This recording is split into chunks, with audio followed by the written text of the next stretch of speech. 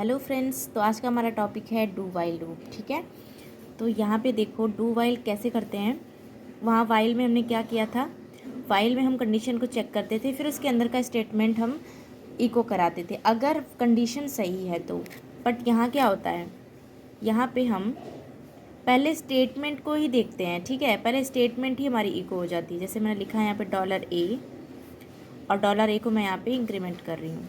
ठीक है, और इसे मैं यहाँ पे बंद कर रही हूँ और यहाँ से शुरू होता है कंडीशन वाइल लूप का कि $A यहाँ पर <10 हुआ।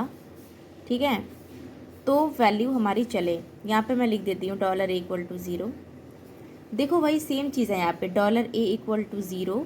फिर उसके बाद ये अंदर आएगा, इको करा देगा किसको, इस ज़ीरो को। ठीक है, उसके बाद इंक्रीमेंट करेगा, फिर यहाँ आएगा कंडीशन चेक करने के लिए।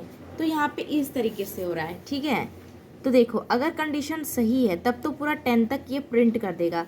लेकिन अगर मैं यहाँ पे इस कंडीशन को दे दूँ कि $A > 10, ठीक है, 2 मिनट के लिए इसे अगर रहने देती हूँ, इसको देखती हूँ, तो देखो क्या 0 > 10 है? बिल्कुल भी नहीं है। ठीक है, 0 हमारा छोटा है 10 से, बट फिर भी एक लूप चलेगी इस डू के वजह से, क्योंकि डू के अंदर ये दोनों चीज़ें लिखी हुई हैं। ठीक है, तो हमारा ये जो $A है ये 0 प्रिंट कर ही देगा, भले ही हमारी ये कंडीशन फॉल्स हो। ठीक है, तो यही इसमें प्रॉब्लम होती है कि डू और वाइल में, कि अगर आपका कंडीशन रॉन्ग भी है तो डू एक तो बार लूप चला ही देता है। ठीक है, तो इसको आओ हम कोडिंग से समझते हैं। हमने लिखा यहाँ पर $A = यहाँ पे हमने लिखा 0। ठीक है, सेम वही एग्जांपल लेके समझते हैं, पर यहाँ पे हमने लिख दिया डू। चलो यहाँ पे इसको इको करा देते हैं, इको। ठीक है, यहाँ पे हमने कुछ भी इको करवा दिया। ठीक है, कुछ भी का मतलब कि $A को इको करवा दिया।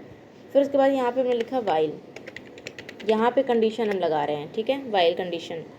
तो क्या लिख रहे हैं कि $A यहाँ पर हमारा < 10 हो।